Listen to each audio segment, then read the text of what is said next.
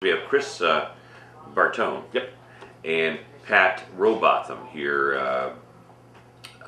They're on the committee, I believe, for D-Day.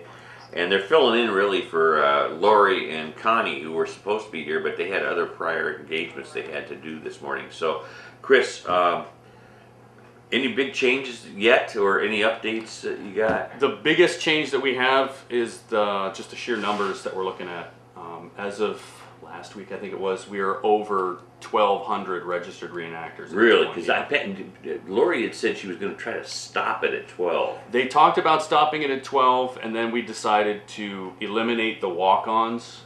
In past years, people who don't pre-register can come, just show up at the event, pay $10, and then participate. This year, we decided to do away with that because it's harder to control them. Right. So what they did was they reopened a new registration block. Okay. I don't know how many slots are on there. that. Over 1,200? The original registration program gave us 1,200 slots, and we filled that up about a week and a half ago. Pat, that's got to be the biggest one ever. Oh, yes. I don't remember. I mean, it was close last year to 1,000, I think. I think we had 750 or was it 750? something like that, that actually showed. It's amazing. Yeah. Any numbers that you are anticipating for the crowd? Oh boy, that's so over hard the 2 day period. So hard to gauge. The estimates for last year, somebody told me over 2 days 25,000 last year. I don't know how they came up with that number. I would expect at least that number again. I had one of the city managers told me, I can't remember which one it was, and this goes back a couple of years, 2 or 3, 4 years.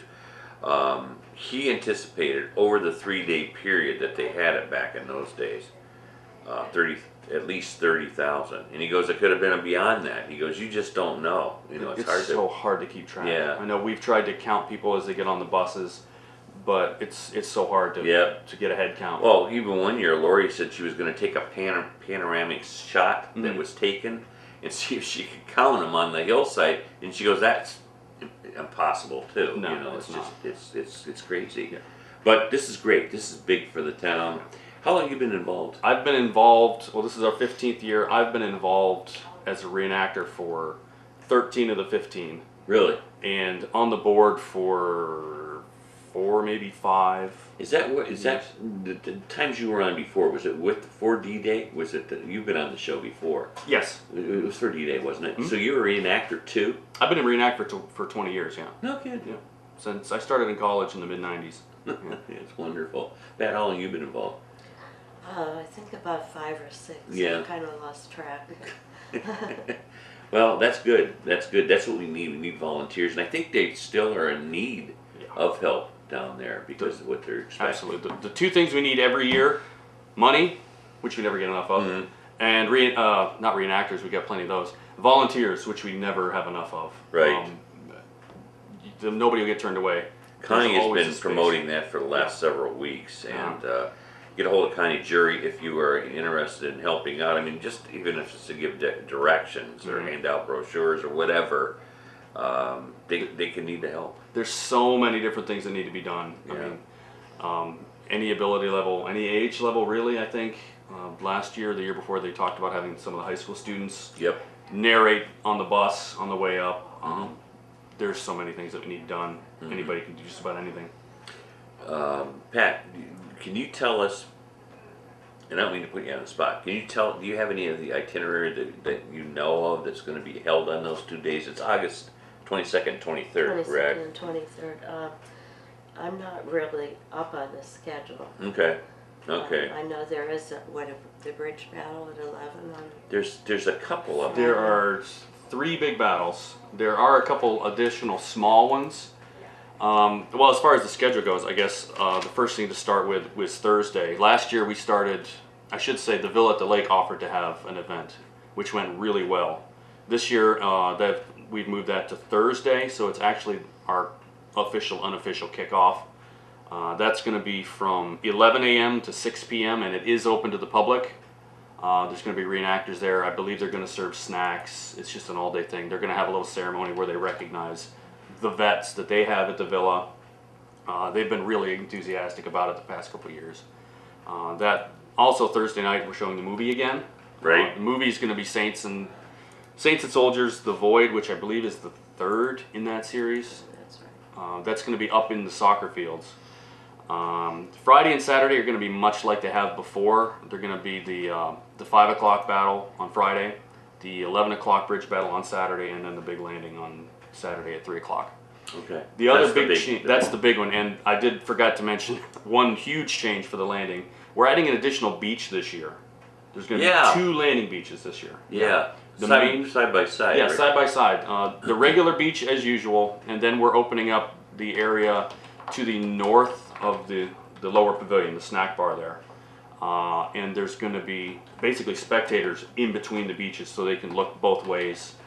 People can sit up by the gazebo. They could probably see from across Kelsey's Run where the cruise-in parking lot is. There's going to be a lot of opportunity to see that. But we've got so many reenactors. There are 200, I think, Commonwealth reenactors coming in, and we just had to make room for them. So we decided, well, we'll just add another beach. Yeah, I think it was Lori that told me that last week, or week before, whenever she was on, that they were doing this side-by-side deal. Yeah. I think that's neat. And they're going to run at the same time. Okay. But there'll be just 2 different beaches, 2 different opportunities to see. If you can't see the one beach real well, if you're out on the beach, turn around and maybe you get a better shot of the other beach. Somebody had emailed me this past week asking if there are going to be concession stands down there, and I thought Lori said there would be. If they want to have their lunch down there or their dinner or whatever. There are going to be food vendors. I think this is not my area. I think we have 6 or 8, I want to say, food vendors. Yeah, I think that sounds familiar. The numbers are about the same. I know that they've changed some of the ones who are coming. I can't speak for who exactly, but Okay. I'm told that there's a good variety. Okay. And there will be a picnic area. There's going to be tables Good. where you can sit down and eat. Yeah, Good that was a deal. big concern for people from past years. So. And of course, you have shuttles. Yes. That is another concern I've been getting from a lot of the older people that, I don't want to have to walk, blah, Yes. blah, blah. Well, there's going to be, as before, we're going to have the school buses getting people from the parking lots to the park. There's going to be the shorter buses. I forget which Ashtabula County Authority it is. Yeah. It's going to be shuttling around veterans, disabled. Right. And I think within the park they are trying to round up enough golf carts where we can shuttle veterans and limited. So mobility. everybody will have Everybody will have the ability to get around and see the entire thing. There's a lot to see. Morning, you're on the air. Yes, is there a number for volunteering I can get a hold of? Do you have a number for if she wants to volunteer? 440-812-3989. Can you hear her? Yeah, thank you. Okay, thank you. I should mention too, for volunteers, there are going to be 2 dates in the couple weeks before the event for volunteer orientation. And if you don't get a hold of Connie, you can just show up to these. They'll be more than happy to welcome you. It's going to be 2 Monday nights. The first one's going to be August 11th at New Leaf Church at 6 o'clock. That's the one just behind McDonald's. It's going to be in their community room, I guess, on the north of the building. And then on the 18th, it's going to be down in Township Park, also at 6 o'clock. There will be a volunteer orientation. So it's kind of a training orientation. This is what we need. This is the jobs we have available. This is what to expect. Okay. So even if you can't get a hold of Connie before then, you can come to any one of the meetings. Morning, you're on the air. I got questions. Last year, the people was talking about you guys going to have parachute drops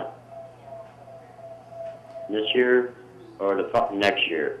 We tried to have that for this year. I know that there was a group out of, I think it was Genesee, New York, that had an original C-47 plane that was actually at Normandy. We weren't able to line that up this year. The plane had other commitments and the jump team was very expensive. We just didn't have enough funds to cover it. And we felt it was more important to make sure we covered our basic event stuff like boats and fuel, stuff like that, and insurance. So it will not be occurring this year. Unfortunately, no. Thank you. Thank you. Bye-bye. If you have any questions for Chris or Pat, you're more than welcome to call. We just have a short amount of time here this morning to do this. 593-7181. If you want to call now.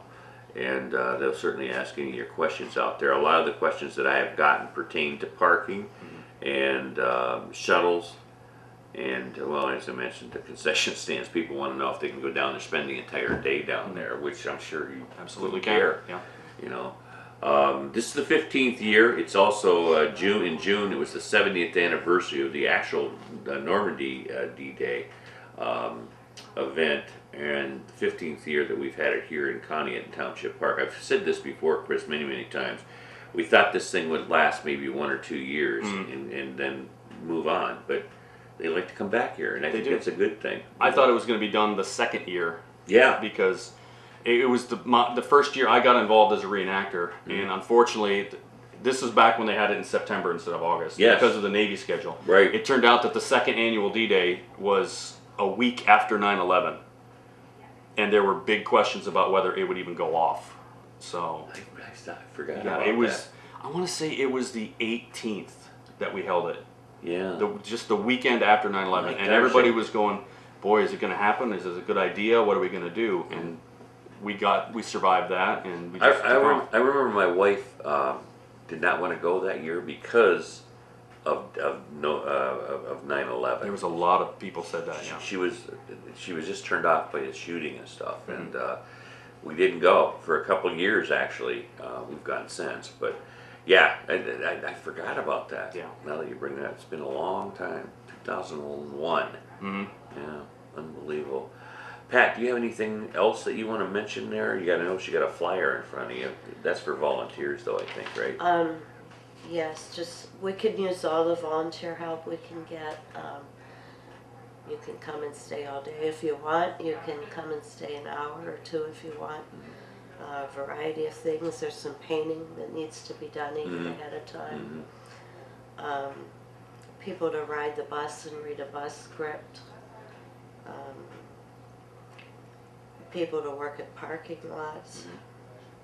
We wanted some Ask Me people to hold a sign that says Ask Me, that people can inquire of where different things are. Yeah, this is a people-friendly event, and they want everybody to be treated especially well, and I think it's a good thing. I just found out yesterday, our Bill Shannon at Wow Radio, for those 2 days is featuring World War II music, like all day long, and also has news bulletins like Eisenhower speaking and all that stuff from back in those days, and it's going to be quite a show. I understand too that the Commonwealth commander coordinator is actually from Canada, and I think he's planning to do a broadcast of music, wartime news things at the park. Okay. I'm not sure exactly how that's going to work or how it's going to be broadcast or be able to pick up. We can find out, but I know that is in the works too. Okay. I'm not sure the details on that, though. I'll tell you what, you get put into the mood and the era when you go down to this thing, and it's amazing. Now, also, there is going to be a couple. I think it's a couple dances. 2 dances, yeah. Yeah. Can you tell us about that? They're both running on Saturday evening, about 8 o'clock to midnight, roughly. One is at the Human Resource Center, like we did last year. Unfortunately, last year I don't think the word got out very well. This year we want to make sure people know the spaghetti dinner that we usually have and the USO dance is going to be at the Human Resource Center. The Madison Jazz Project, which is the big band that we get every year, will be at the Human Resource Center. And then also the American Legion is going to be the site of what we're calling the Reenactor Canteen this year, which is also 8 to midnight. And there's going to be a reenactor band there called the Fubar Boys. I've never seen them. I understand that they really get into it, though. I believe both of those are open to the public. I think, though, that non-reenactors have to pay for a ticket. I'm not sure where or how much. $5 or $10, something like that. I'm not sure where they can get it. They can certainly get it at the door. Yeah, yeah. Both events are very, very popular. Hi, you're on the air. Well, Pat, I just wanted to call back and tell people that if they have never been down to this reenactment, they are missing the boat. Yep. Because it is something spectacular. I mean, the way they get this organization going, it's just fantastic. And my question is to the gentlemen there, are they going to have some kind of bleachers or something on the beach to enhance the visual effect? Because I know a lot of people, Pat knows me because I'm on the tourism board, and I did a lot of walk-arounds on the, I'm trying to think what it's called, brochure, you know what I mean? Anyway, it's program, that's what I'm thinking. and you couldn't see into the combat zone because you were like, behind people. Are they going to do something about that?